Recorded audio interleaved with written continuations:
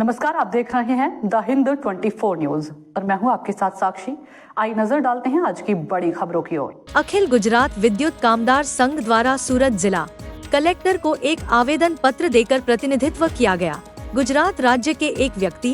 जिनका नाम युवराज सिंह राठौर है, उन्होंने अमरा DGVCL के कर्मचारियों पर झूठे आरोप लगाए थे। गुजरात राज्य की ऊर्जा विभाग की जेटको कंपनी में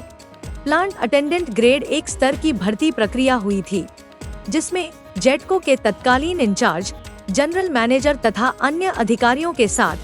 हमारे संघ की मिलीभगत होने का सार्वजनिक बयान उन्होंने दिया था। उन्होंने हमारे यूनियन के खिलाफ बिना किसी साक्ष्य या प्रमाण के मिलीभगत और भ्रष्टाचार के आरोप लगाए। सरकार से मांग की गई है कि उनके खिलाफ पुलिस शिकायत दर्ज की जाए।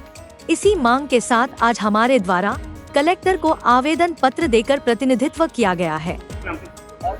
मारू नाम जिग्नेशभाई पटेल, दक्षिण गुजरात वीज कंपनी लिमिटेड ની અંદર જોબ કરું છું અને અમારું એક સંગઠન છે અખિલ ગુજરાત વિદ્યુત કામદાર સંઘ, એમાં હું ડેપ્યુટી સેક્રેટરી જનરલ તરીકેની મારું હોદ્દોની ફરજ નિભાવી રહ્યો છું। આજ રોજ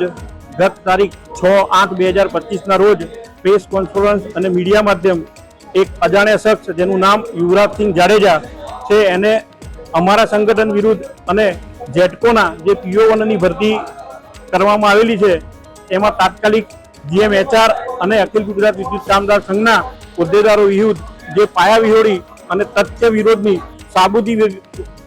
વગરની જે ફરિયાદ કરી છે એને અમે સખત શબ્દોમાં વખોડી નાખીએ છીએ અને અમારું સંગઠન અમારા મોવડી મંડળના સૂચના અનુસાર આજે સમગ્ર ગુજરાતની અંદર દરેક જિલ્લા લેવલે પોતપોતાના આવેદનપત્ર આપવા અમારા સંગઠનના હોદ્દેદારો આજે હાજર થયેલા છે અને અમે માનનીય શ્રી કલેક્ટર સાહેબને